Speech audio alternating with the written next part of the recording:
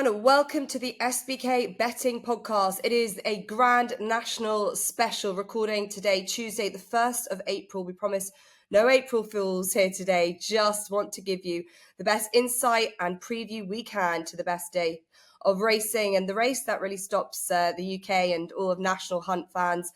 Brought to you with Ross Miller and Tom Collins, aka Tipping Tom of ITV fame. If you've been looking for him all week, you have found him here at the right place. We unearthed him first, but ITV have him now. And we're looking forward to hearing what he's got to think, as well as Ross, ahead of this massive day's racing. As ever, we're going to do this preview a little bit differently to our normal previews. We're going to go through every horse.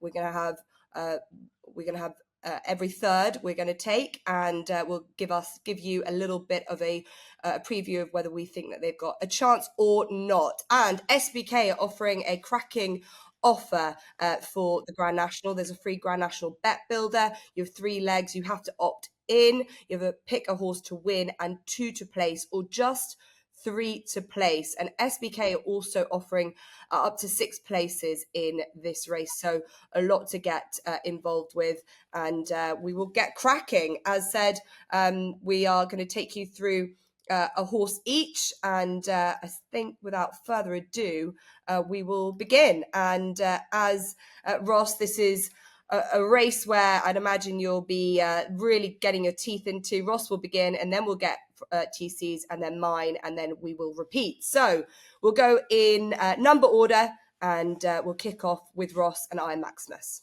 Yeah, I Am Maximus in as top weight, last year's winner. Last year off a mark of 159, 11 stone 6, won by 7 lengths. He was valued for more than that winning margin. Mark of 167 this year gives him 11 stone 12. A price of 12 to 1, I think, does make some appeal. The concerns would be that he isn't always a great jumper. He can belt a fence. He hit the chair pretty hard last year. Slightly livelier ground this year, I expect, although they're putting plenty of water down. If they just went a bit quick early, I wonder whether his jumping ghost might come back to get him. That's the concern. He is a classy horse, but I'd be against him just. A guy who's 125 to 1, or around about that. Definitely a 3-figure price. This horse is easy to discount on trends. Look, he's a lovable veteran. He's an 11-year-old now. The last 11-year-old to win the National was Pinot de Rey in 2014. But if you're looking at the deeper trends, horses carrying over 11 stone 6, only one winner since 1977, and that was Many Clouds. This horse doesn't like the ground being overly quick, which is unfortunate because the weather looks very good at Aintree this week. So as much as people will love Royal Pagaille to go close, it seems unlikely. Horse number 3 is Knit Rocket, 22 to 1 at present for the champion trainer in the UK and Ireland, Willie Mullins. He's won the Thyestes, and he went on to win the Bobby Joe Chase. 2 grueling races with a big weight. The Bobby Joe has thrown out some winners of the Grand National. Great record in order for horses that come into the Grand National. But the question mark is whether these 2 tough races in quick succession have taken their toll. Likely to be Willie Mullins' second string, with Paul Townend choosing I Am Maximus. Number 4 is another for Willie Mullins, Grange Clare West, off a mark of 163, 11 stone 8. 2 wins from just 6 starts over fences. Both those bits of form are pretty decent. He beat Hartwood and Corbett's Cross in 2 novice chases. He was off 330 days before returning this season. He's had 4 runs. 3 of them are not much to get excited about, but the one solid piece of form, second in the Irish Gold Cup, behind Gallopin de Champs, that does look like a solid piece of form. For me, his lack of experience, particularly in a big field handicap, is a negative. For all that, he's a fair price at around about 30 to 1. Horse number 5 is Hewitt, who's around 10 to 1, and he seems to be the wise guy horse at the moment, with lots of people in the industry and lots of punters on social media seeming to like his chance. Shark Hanlon, his trainer, is another person that likes Hewitt's chance. He thinks this is the perfect spot for him, and he believes he deserves favouritism in this race. Look, he's got the heart of a lion, the class proven by his King George victory, but has the juice in the price gone right now? I think it may have. Minella Indo's horse number 6, the Henry de Bromhead, who's a former winner of the Grand National. And Minella Indo is a Gold Cup winner of the Pass in 2021. He was a triumphant at Cheltenham. He's not quite the force of old at age 12, but he was 3rd in this last year off a mark just £2 higher. His only 2 runs this season have included a cracking 2nd in a big chase in October in Ireland. He shouldn't be overlooked at a price of 33 to 1. Horse number 7 is yet another for Willie Mullins. Appreciate It off 11 stone 2, a mark of 157. He's a classy performer in his day, a former winner of the Supreme Novices Hurdle. He's yet to kick on over fences, at his best over intermediate trips around 2 mile 4, 2 mile 5. He's not really looked a thorough stayer. It's one try at 3 miles. So this even further marathon trip doesn't look to appeal. 75 to 1 doesn't make any appeal to me whatsoever. 25 to 1 shot. Manila Kakuna is horse number 8, yet another for Willie Mullins in this spot. He ran well behind Intense Raffles in the Irish National last season and won the Bet365 Gold Cup, suggesting he is suited by a big field handicap chase like he's going to get in the Grand National. But he looks like he's the third or fourth string for connections. That being said, it wouldn't put me off having him on the shortlist. I nearly put him in my top 4. He was the first reserve. Next up, we have Conflated at around 100 to 1 for Gordon Elliott. He's a dual Grade 1 winner who bypassed this race last year on account of the ground being on the testing side, and he was actually second in the Melling Chase as the alternative. He has had a poor season this year with his jumping just letting him down. He's hard to fancy in the form he is in despite his back class, and he's about 100 to 1 at present. Number 10 is Stumptown for Gavin Cromwell, Keith Donoghue, off a mark of 157, again 11 stone 2. This horse looks to have been rejuvenated by a switch to cross-country racing this year, winning twice at Cheltenham, most latterly at the festival. But I think he had a pretty gruelling race on that occasion. He was off the bridle from some way from home. A shorter turnaround this year between Cheltenham and Aintree of just 3 weeks. That puts me off, particularly at what I see as a fairly skinny price of 9 to 1. A horse that's not a skinny price is horse number 11, Hitman, who's 125 to 1. You can probably get bigger come the off of this race. Look, he's one of many horses in here for Paul Nicholls, who's sending a battalion to try and win the National, but it just feels unlikely. All of his best form has come over 2 mile 4 furlongs. Why will he suddenly stay 4 miles 2 furlongs? Also, 15 places from 26 starts and just 4 wins? He's not for me. Horse number 12 is Beauport, the mount of Sam Twiston-Davis for Nigel Twiston-Davis. He's got a cracking chance to give his trainer his second win in the race. 23 years on from Bindery. Sam has chosen to ride this horse, and he threw his hat into the ring for the race with a wide margin success in the Berkshire National in November. He's a Midlands National winner who stays all day and does look ground versatile too. He's a good each way price at around 33 to 1. Number 13 is Brave Man's Game for Paul Nicholls and James Reevey in the saddle, 10 stone 13 off a mark of 155. He's got 2 positives going for him. He's an excellent jumper and he's got an excellent jockey on his board. The 2 negatives are that he doesn't look to stay, doesn't look to breathe either all that well. He's had 4 wind operations throughout his career, and this season, to my mind, he's looked disinterested. A former King George winner, of course, he's got the class angle. The big fences could liven him up, but I struggle to see him stay in this trip, and I'm sure there's a 1 missing off his price of 31 to 1. He should be far, far bigger. Horse number 14 is Chantry House, a lovable veteran, 11 years old now and available at around 100 to 1. It was great to see this horse enter the winner's circle back in January after a 3-year absence from that particular enclosure. It looks unlikely that he's going to do so again because his sole subsequent start in the Cotswold Chase saw him finish tailed off. But if he did win, it'll be a fantastic story for connections. Jacob McManus may have 1 or 2 with stronger claims. Horse number 15 is 3 under through 5 for Harry Skelton, riding for Paul Nicholls. This is a lightly raced 10-year-old who ran a blinder just denied on the line at Ascot in the Swinley Chase in February. He's a horse that seems to suit a track like Ascot. He's just performed very well. So it's a different kind of setup at Aintree. His jumping is going to need to be a lot better for this kind of test, and he's a 66 to 1 price for a reason. Number 16 is Percival Legalwa for Gavin Cromwell and Mark Walsh off a mark of 153. He was long promised to win a big handicap pot, and he duly did in the Powers Chase at Leopardstown over Christmas. He followed that up with a good win in a handicap hurdle in the Dublin Race Festival, proving his well-being. But that win in the Powers Chase came off a mark of 142. He's significantly higher in the weights now. He's going to need this extended trip to bring about further improvement to defy that rise in the weights. Horse number 17 is Can Do Kid, who's 20 to 1 for trainer Paul Nicholls. I think he has a bit of a squeak in here. If you go to his Coral Gold Cup victory over Broadway Boy, it looked like stamina was his strong suit. He jumps well and should relish the good ground. The issue is he's never really competed at as high a level as many of the horses in this contest, so he's arguably facing better foes than he ever has before, but I wouldn't completely write him off. Horse number 18 is a Rocco for Oliver Greenall and Josh Guerrero, the mount of John Joe Neal Jr. He's around about 8-1, and he represents the best of the British hopes, according to the betting. And this is for the last year's winning owner, JP McManus, and he is screaming out for this trip based on his recent efforts, which includes his Premier Chase second in March. He isn't actually confirmed on breeding, but neither was Aya Maximus last year.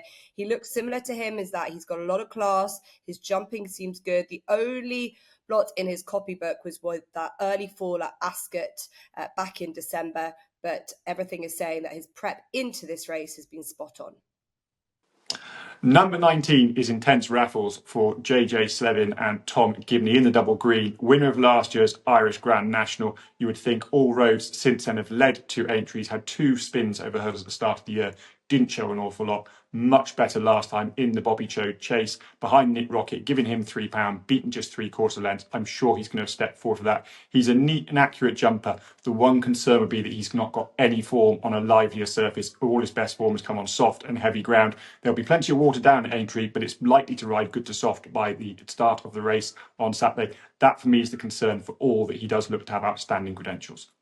Horse number 20 is Senior Chief at around 28-1. This horse won on good ground at Cheltenham earlier this season, and he's had a nice hurdling preparation coming into the National. I'm not convinced he wants this far, and more to the point, the bigger concern is that whenever Henry de Bromhead and Rachel Blackmore team up, especially when Rachel rides in the National, you're never going to get as much value as you should on that mount. And Senior Chief probably shouldn't be 28, probably should be a little bit bigger, and therefore it's a swerve from me.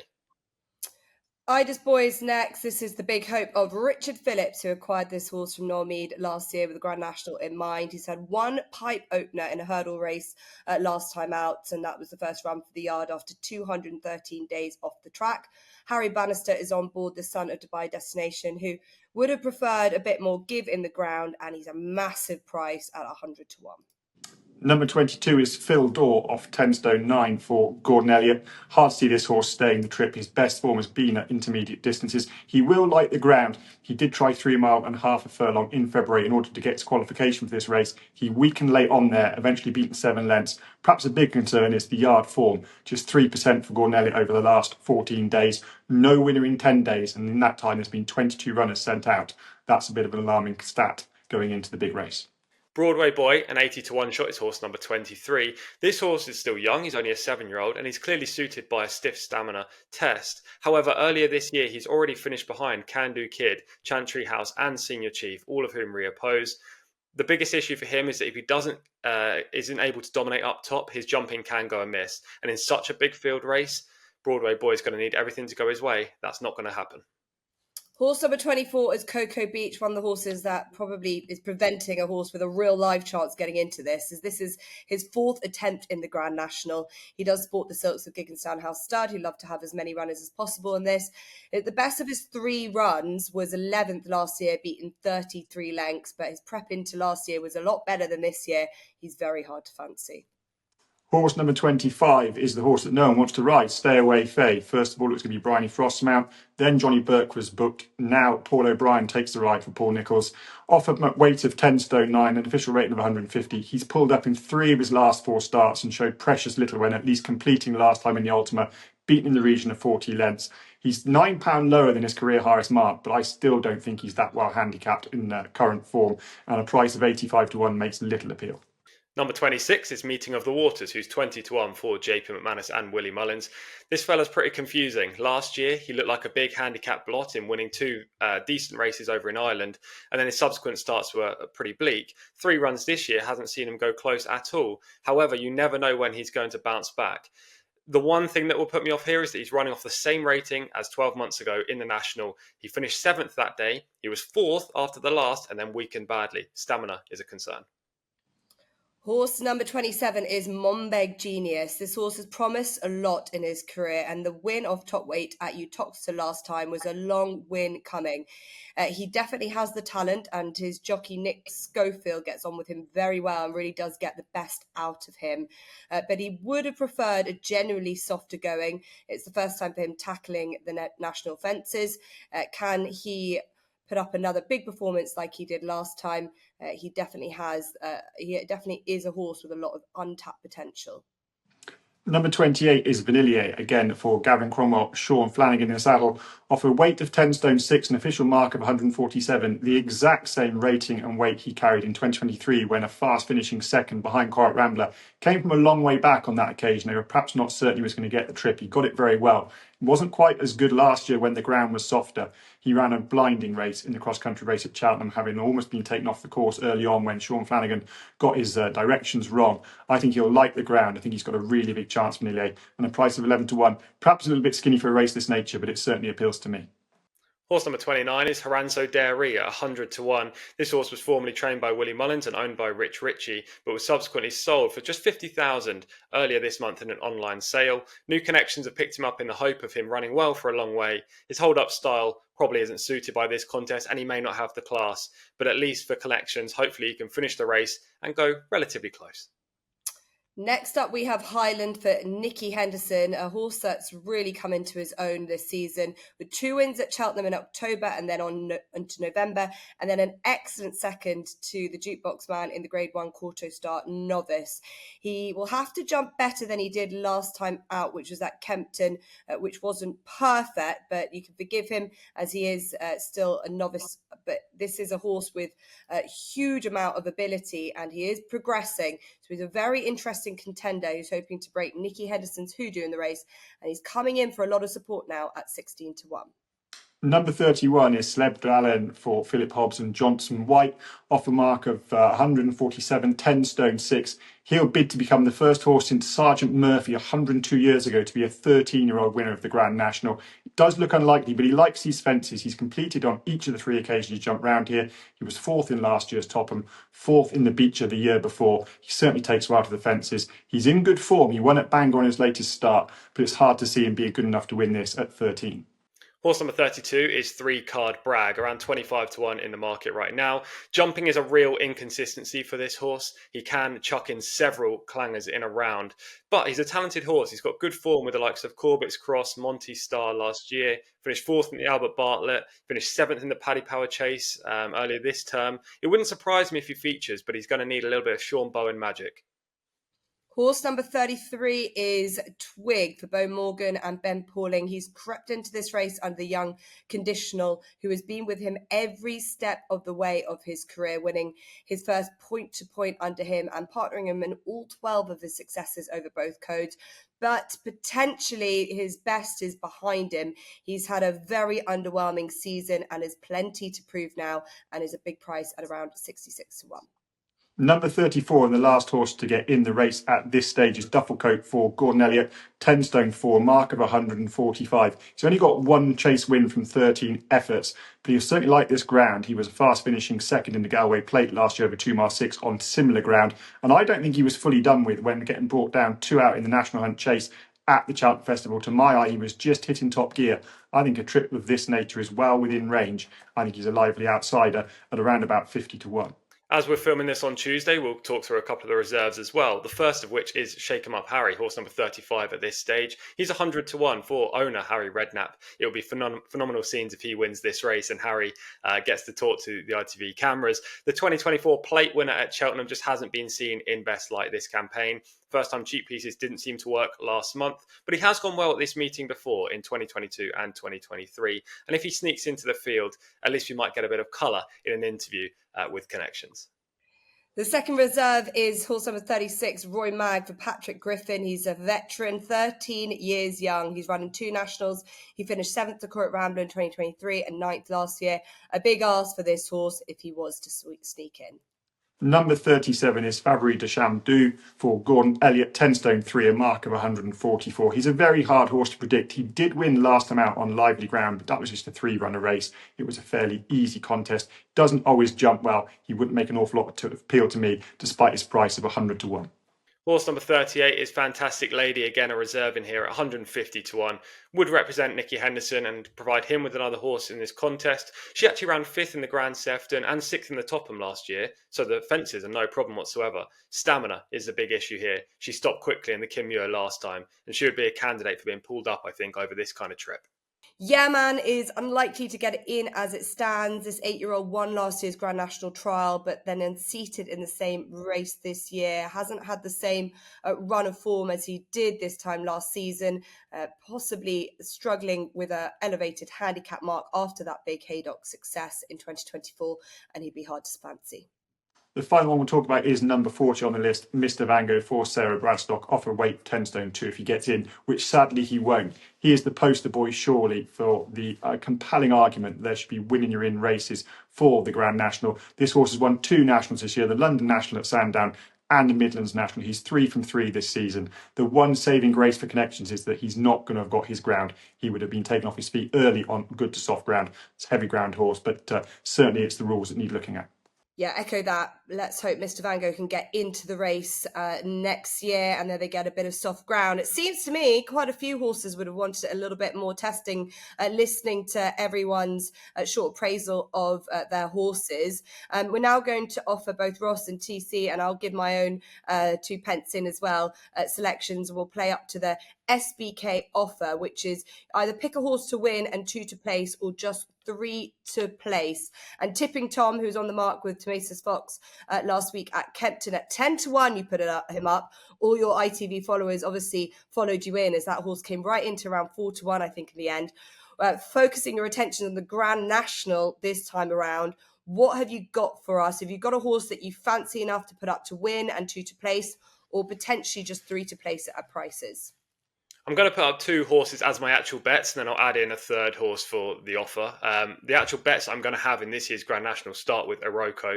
I understand he's a relatively short price considering what he's done this year, and he also bucks the trend. 18 of the last 20 winners of the National have come into the race and not fallen or unseated that season. Iroko has fallen this term, albeit it wasn't his fault, so he would have to buck the trend. However, this horse has been ridden dubiously, I would say, on numerous starts this year. This has always been given as the target. They were trying to keep his handicap mark down low, and it is low enough for him to go close. I think he's going to stay. He represents leading Connections, and I think he's the biggest, most logical winner of this race. If you can give me 8, 9 to 1, I would definitely snap that up. I'd probably go as low as 7 to 1, 13 to 2 as well on Iroko. He is my number 1 selection.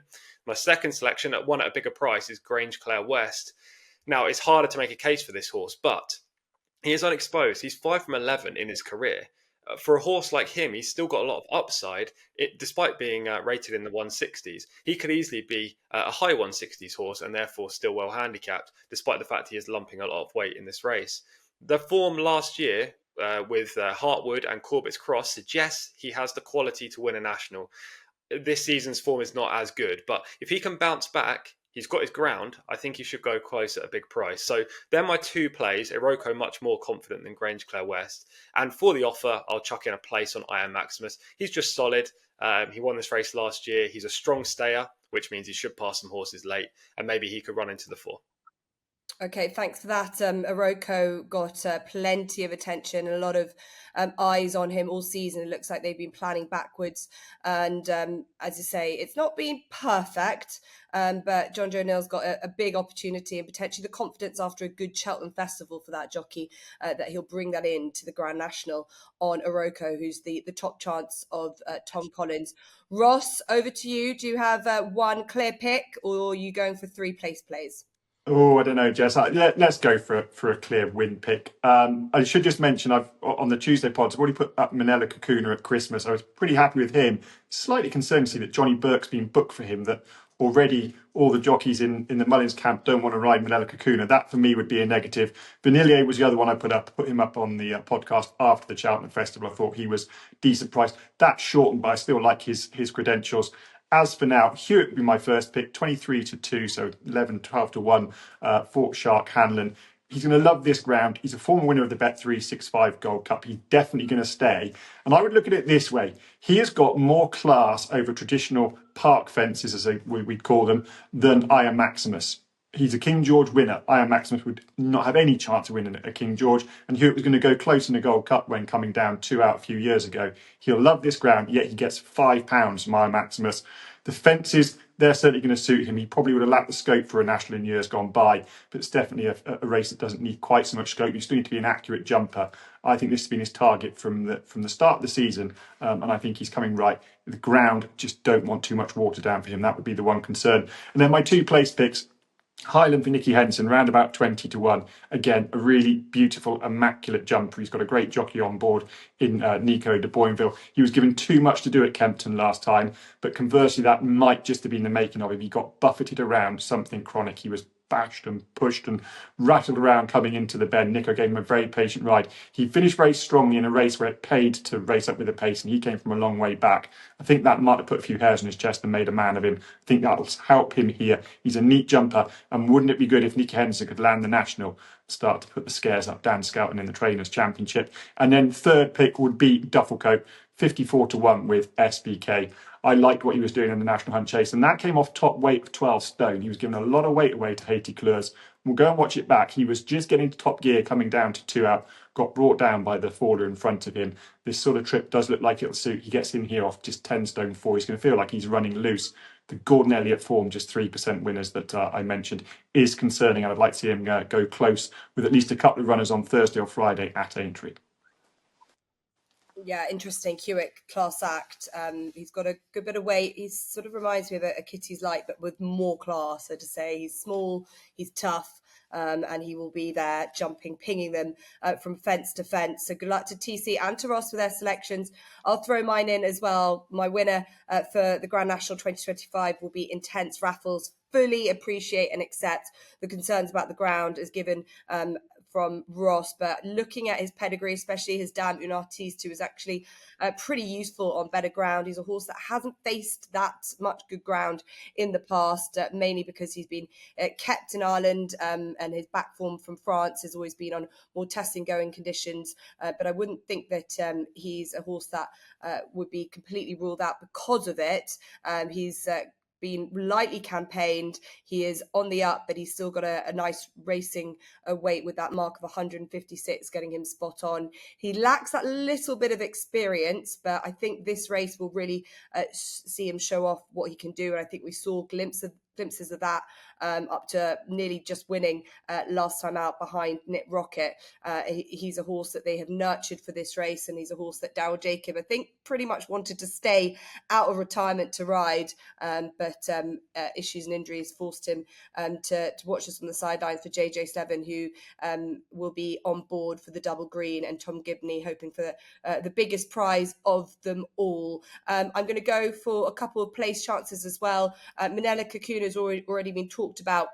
And I agree, it's quite an interesting one that Johnny Burke, not normally a jockey that rides for Willie Mullins, has been already booked. It means that I'd imagine his regular jockey, Danny Mullins, must be on Knit Rocket. Danny's actually got on so well with him at that brilliant victory in the Bet365 Gold Cup last year at Sandown, where he really showed off his staying power. For me, it's all about being able to stay. I think he'll really be able to relish this trip on Saturday, and at least we know that he does enjoy this better ground, and we've said plenty about him.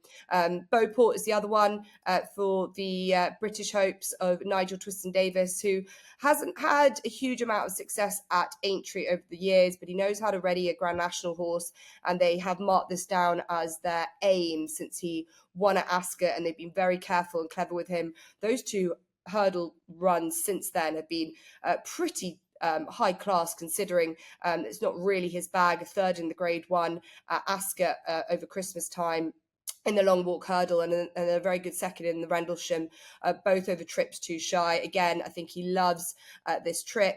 Unfortunately, the ground probably isn't quite at the softish end for him, and I wouldn't really be able to find too many ways to confirm that he would be okay on the quicker ground, whereas I think Intense Raffles could be able to I think he could get away with it, but I'd imagine he'll stay regardless. So Beauport for a place option for me as well in this Grand National for 2025. So we've had a good look at all of them as it stands on Tuesday, the 1st of April, recording today, and giving you the prices. We'll see how they they rechange as we head closer into the big spectacle on Saturday. As we mentioned, SBK are offering up to 6 places in this race, and that free Grand National bet builder is worth getting involved in. The 3 legs, you pick a horse to win, 2 to place, or just 3 to place, if that's what suits you. And thank you to Ross and TC. We will be keeping an eye and ear on your daily podcasts as they come in. They were very popular at Cheltenham, so don't miss out on those as well, because there's so much racing coming up at Aintree. You can listen to the SBK Betting Podcast in the app itself. If you're new to the podcast, new SBK users get £30 in free bets when you sign up and bet £10 for the first time. Head to SBK for lots of other offers and promotions throughout the weekend. And before I let you go, I'll remind you again of the Grand National selections. Ross Miller, Hewitt, Highland, Dufflecoat, already tipped Manila Cantacuna and Vanillier. We've also got from Tom, Iroko, Grange Care West, and adding in Iron Maximus. And I've gone for Intense Raffles, Beauport, and Manila Cantacuna. The very best of luck for the Grand National, and we'll see you very soon.